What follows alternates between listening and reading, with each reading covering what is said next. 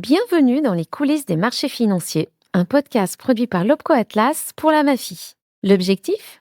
Vous aider à comprendre le fonctionnement des marchés. Pour cela, on décrypte ce qui souvent semble obscur, on explique sans simplifier à l'excès et on aborde sans tabou les sujets sensibles. Parce que comprendre les marchés, c'est aussi mieux saisir les grands enjeux économiques auxquels nous sommes collectivement confrontés.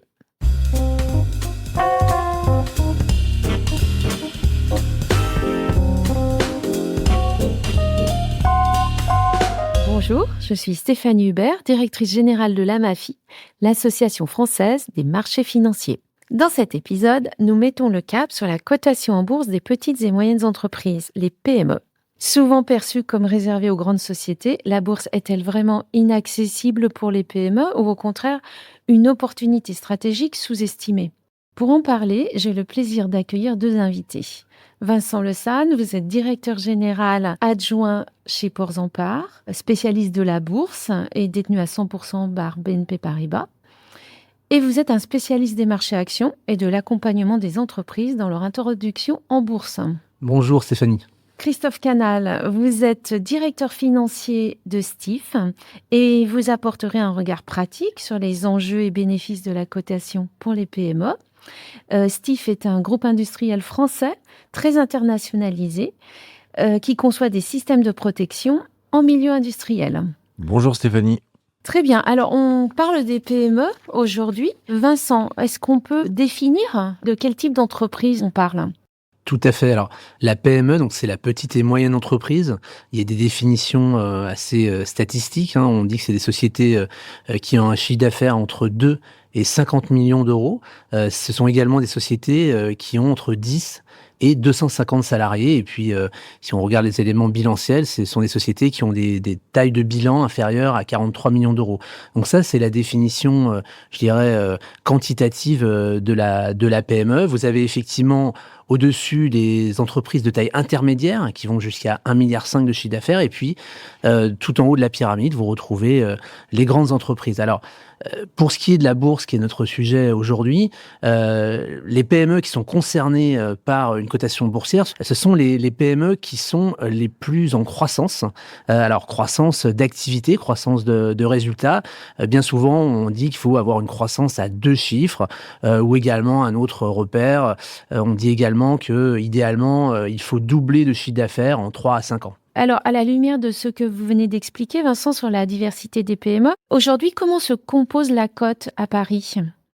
Alors effectivement, la cote de Paris se compose essentiellement de PME ou d'entreprises de taille intermédiaire, ce qu'on appelle les ETI, puisque sur les 650 sociétés, si vous enlevez les plus grandes d'entre elles, à savoir les valeurs du CAC 40 et même du SBF 120, qui est le plus gros indice derrière le CAC 40, vous avez plus de 550 PME cotées en France, à mettre également en relation avec plus de 3000 PME cotées en Europe. Donc on voit que c'est un mode de financement pour ces sociétés de croissance qui est relativement utilisé. Alors on les retrouve sur différents types de compartiments, mais le compartiment qui se développe le plus pour les PME aujourd'hui, c'est Euronext Growth. Voilà, donc c'est un compartiment qui est adapté pour les PME parce que demandant probablement moins de réglementation, une réglementation plus allégée.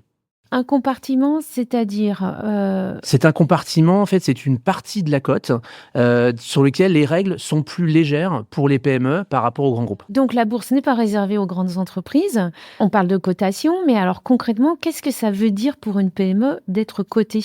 Alors, pour une PME d'être cotée, c'est comme toute société cotée en bourse. Chaque journée, en fait, vous avez un prix qui est donné à l'action. Donc, on rappelle facilement que le capital d'une entreprise est composé de plusieurs actions. Et ces actions, en fait, le fait d'être cotée en bourse, sont accessibles désormais au grand public, également aux clients qu'on appelle clients professionnels. Donc, c'est une manière pour l'entreprise de se financer. Tout à fait. C'est le premier objectif. C'est bien évidemment d'amener de l'argent frais pour permettre à l'entreprise de se développer.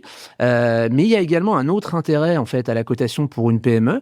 Il y a également la possibilité pour le dirigeant qui a développé son entreprise de pouvoir céder une partie de son capital, donc déjà de constituer une partie de son patrimoine tout en continuant à développer son entreprise. Et ça, c'est particulièrement important parce que ça va lui permettre de le faire tout en conservant son indépendance, puisque les investisseurs par nature, quand vous êtes coté en bourse, ne seront pas en fait au conseil d'administration de l'entreprise.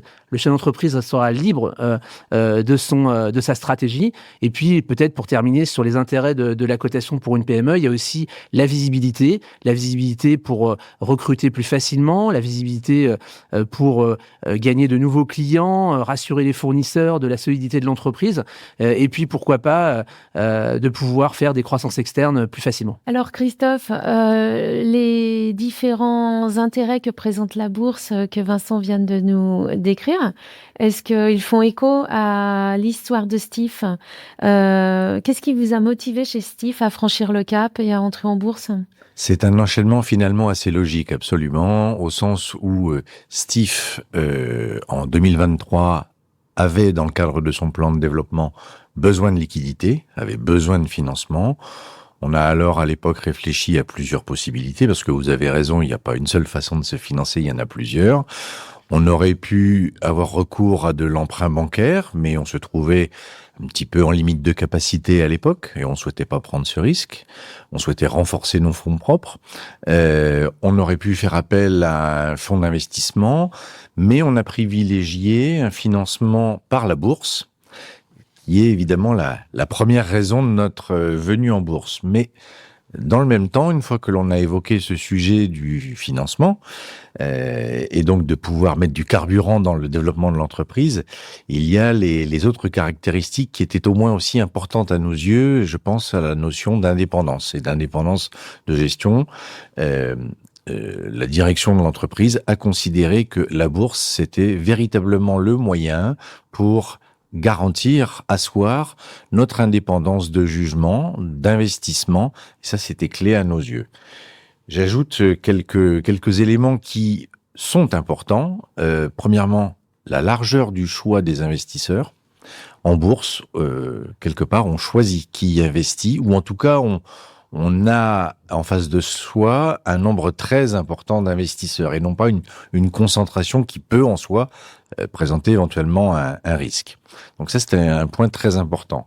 Ensuite, il y a la notion, on y reviendra peut-être, mais la notion de liquidité du titre. Le titre, donc, l'action Steve ou la somme des actions de Steve. La liquidité, en deux mots, ça veut dire la possibilité d'acheter et de vendre facilement, au quotidien, comme on veut, quand on le veut. Ça, c'est un aspect qui nous semblait très important. Et enfin, je dirais que il y avait aussi, au-delà du besoin de financement, un projet entrepreneurial et social avec l'association des salariés au capital de l'entreprise. Nous avons fait une AGA, une attribution gratuite d'actions à tous les salariés. Et aujourd'hui, les salariés peuvent voir au quotidien l'évolution du titre et être de cette façon-là remerciés de leur implication dans le développement de l'entreprise. C'est donc très intéressant pour illustrer les apports de la cotation. En revanche, on reproche souvent à la bourse le fait qu'elle implique un certain nombre de contraintes. Est-ce que ces contraintes, vous les vivez de manière sereine chez Steve ?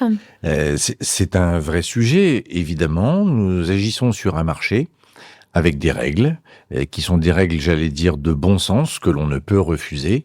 L'univers de la bourse, c'est l'univers de la transparence. Il est important de rendre des comptes à ses actionnaires, de leur expliquer où l'on va, et donc d'avoir des rendez-vous réguliers avec eux pour communiquer de publications, dans notre cas, de résultats par an, et puis les annonces qui sont faites réglementairement pour annoncer tel ou tel événement important.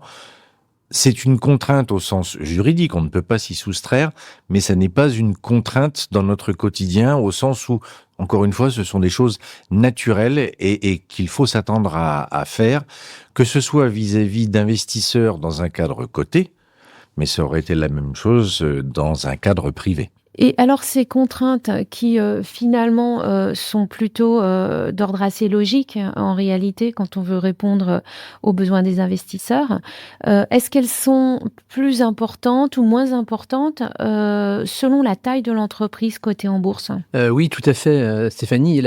C'est ce que je disais en fait dans la première partie de ce podcast.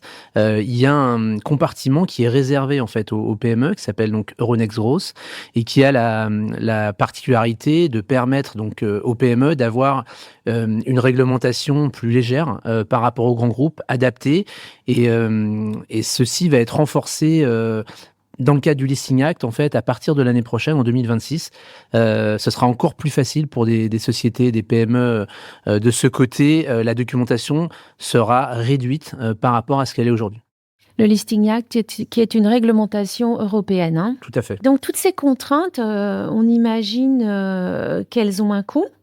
La cotation, ça implique évidemment des coûts au moment de l'introduction. Est-ce que c'est coûteux d'être coté, Christophe? Étant donné que le terme coûteux est un peu connoté, je ne dirais pas que c'est coûteux. Ça coûte de l'argent, oui. Ça en coûte de deux façons. Ça en coûte lors de l'introduction en bourse.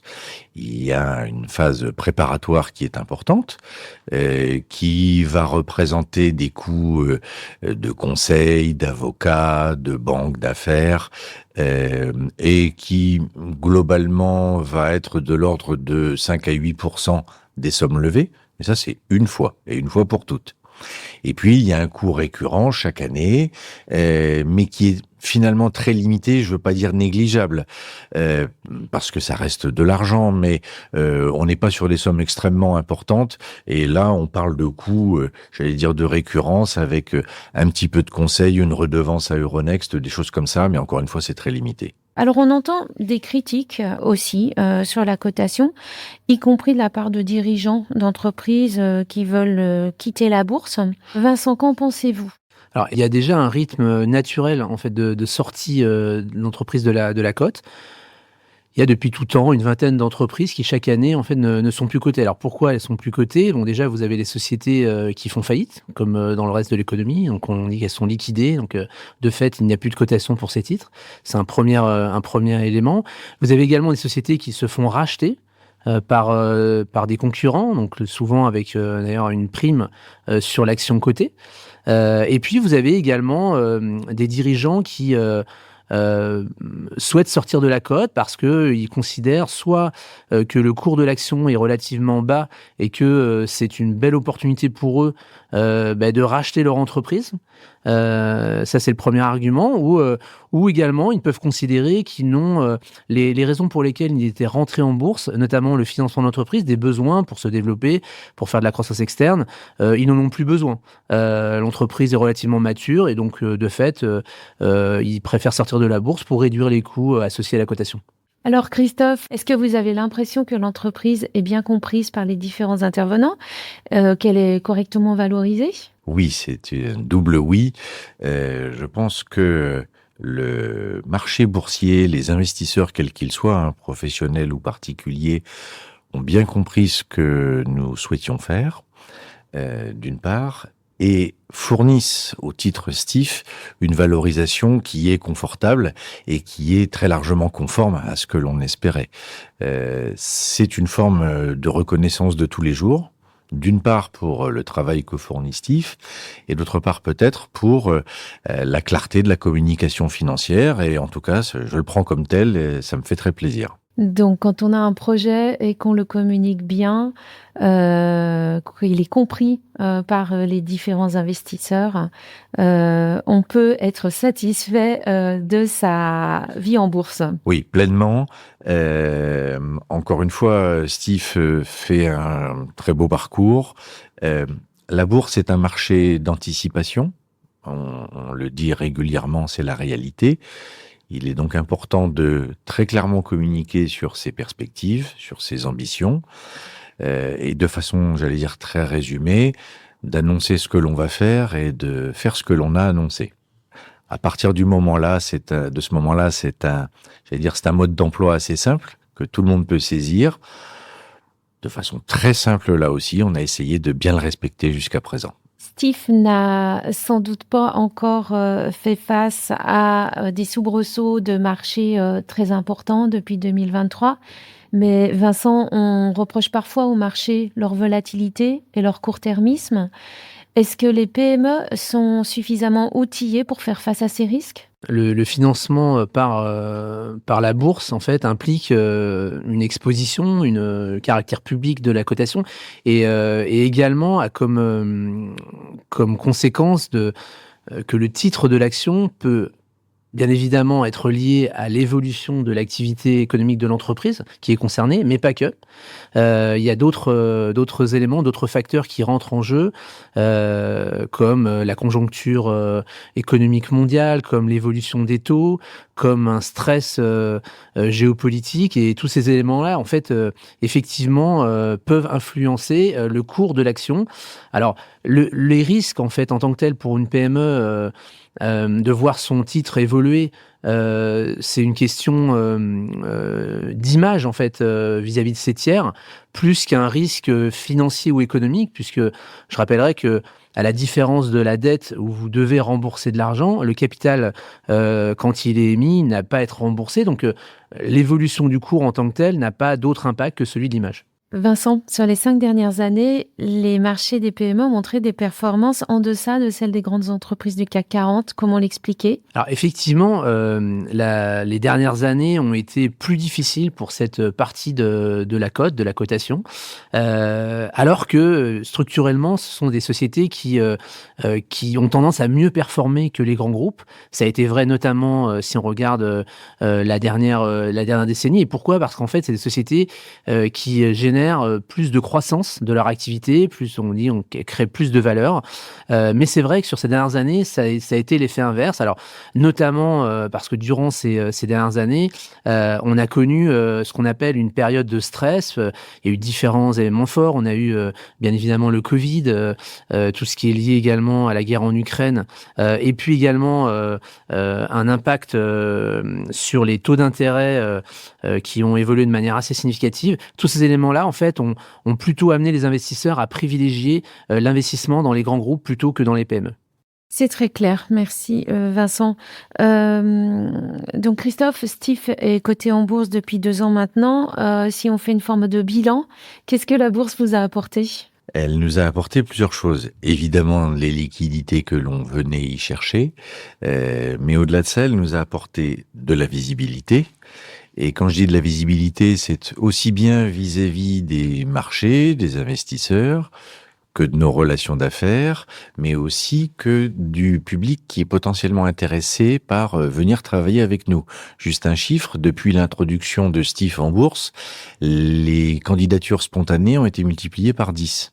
Donc c'est une réelle avancée pour nous et un avantage non négligeable. Ensuite, la bourse, elle a été synonyme de sérieux, de gage de sérieux. C'est une réglementation, c'est un cadre contraignant, ce que l'on évoquait tout à l'heure. Le revers positif, c'est que c'est un gage de confiance pour tout un tas de partenaires divers et variés, entre autres nos banquiers avec qui on a mis sur pied un financement et qui sont d'autant plus à même d'apprécier de la qualité de la signature Stif. Enfin, ça nous a apporté, c'est un aspect très important, de la liquidité quant à la société, c'est-à-dire que on peut, qui que l'on soit, quel que soit l'investisseur, gros ou petit, vendre, acheter quand on le veut, et donc accorder à Stif finalement une image et une liquidité sur le terrain. Vincent, quand on écoute Christophe, on se dit que un certain nombre d'autres PME pourraient profiter des bienfaits apportés par la cotation, dès lors que cela correspond à leur stratégie. Pour conclure, quelles évolutions voyez-vous aujourd'hui sur la cote des PME en France ? Quelles perspectives peut-on voir sur les prochaines années ? On a la perception que 2025 marque un renouvellement de l'intérêt pour ces entreprises-là cotées en bourse, que si on regarde ne serait-ce que l'indice CAC Small qui regroupe en fait les PME les plus dynamiques de la cote, cet indice progresse très largement cette année. C'est nouveau, hein, c'est une première depuis 5 ans, puisque à date, l'indice progresse de plus de 40%, là où l'indice des grandes valeurs est plus proche de plus 5%. Donc on voit qu'il y a à nouveau un intérêt pour cette partie de la cote. Et puis plus, si on se projette un peu, on voit également d'autres éléments plus structurels. On sait qu'on est sur une tendance de baisse des taux en Europe. On a également des perspectives de relance de l'économie en Europe, notamment grâce au moteur que constitue l'Allemagne, qui est le premier pays de la zone. Donc voilà, tous ces éléments-là sont particulièrement intéressants pour les PME qui souhaiteraient rejoindre la cote. Et puis peut-être également, on l'a dit un peu plus tôt dans ce podcast, la réglementation qui s'allège à partir de l'année prochaine. Donc une documentation plus légère et moins de règles contraignantes pour les PME. Très bien, donc la cotation en bourse n'est pas réservée aux géants du CAC 40. Elle peut être une opportunité pour une PME, à condition d'être bien préparée et d'être en adéquation avec sa stratégie. Merci Vincent, merci Christophe pour vos éclairages. Merci bien. À très vite pour un nouvel épisode des coulisses des marchés financiers. Parce que comprendre les marchés, c'est mieux comprendre le monde qui nous entoure. N'hésitez pas à partager cet épisode autour de vous. Vous retrouverez l'ensemble des contenus pédagogiques de l'OPCO sur le site j'investislavenir.fr et sur les plateformes d'écoute. Les coulisses des marchés financiers, podcast piloté et financé par Atlas, OPCO des services financiers et du conseil, selon des axes de coopération définis dans la convention signée avec le ministère de l'Éducation nationale et de la jeunesse, le ministère de l'Enseignement supérieur, de la Recherche et de l'Innovation.